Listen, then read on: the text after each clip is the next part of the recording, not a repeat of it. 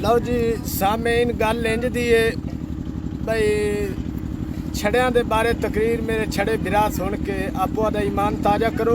मेरा मौजू है बीवी दी कदर। बीवी दी कदर की है? बीवी हर बंदे नूं बीवी दी कदर नहीं हैगी। बीवी दी कदर ओनू है जिंदे कोल नहीं हैगी। हुण मेरे ते मुंशी फैसल कोल बीवी कोई नहीं हैगी, असीं बड़े मुताज हैं ते सानू इस दुनिया दा की सुख है जे सानू दो बीवी नहीं मिलनी। अल्लाह अकबर, बीवी का बड़ा कदर है। बीवी तो बगैर बंदा नकाम है। बीवी तो बगैर बंदा तूड़ी वाला कोठा है।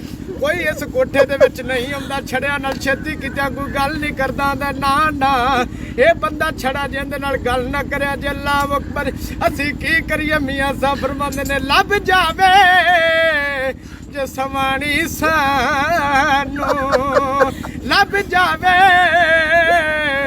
जे सवाणी सानू, असी कदर होंदी दोवें करीए। जान मंगे ओ साथू जे कर ओदे कदमां दे विच दरीए। बीवी दी की कदर है? अल्लाह अकबर, सियाल है, मौसम बड़ा खराब है। जदों रात नूं पाला लगता है, रजाई एक पासों चो हो जाती है, बड़ी हवा पैंदी है, जोड़ कंबदे ने। ओले कविता या अल्लाह जे सानू पैदा कीता तो सानू नाल दी गला च ते जदों सर्दी लगती है तो मियां साहब की आंदे ने, इधरों मुंशी फैसल दी रूह तड़पी तो की आंदा है? वो आंदा लगदी है ओ सानू सरे दी बड़ी ते की करिए किधर जावे।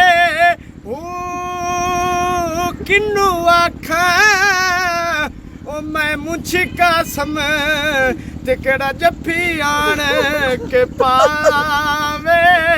ओ कल्ली जान विच इस दफ्तर दे ते कूंज वांग कुरलावे।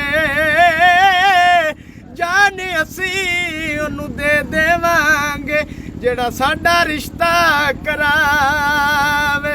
अल्लाह अकबर, मुसलमान भाईओ, जदों बंदा मौत फौत वाला है, बंदा मौत फौत वाला जदों जेड़े वेले मरना क्यामत वाले दिन सारियां दे जोड़े जोड़े होने ने। मैं ते फैसल की करांगे जदों उत्तों आवाज़ आवेगी तुहाडे जोड़े किदे ने? मन बुढ़ियो का तुहाड़ियां बुढ़ियां किदे ने? असीं की अक्सां भी साडे कोल आए कोई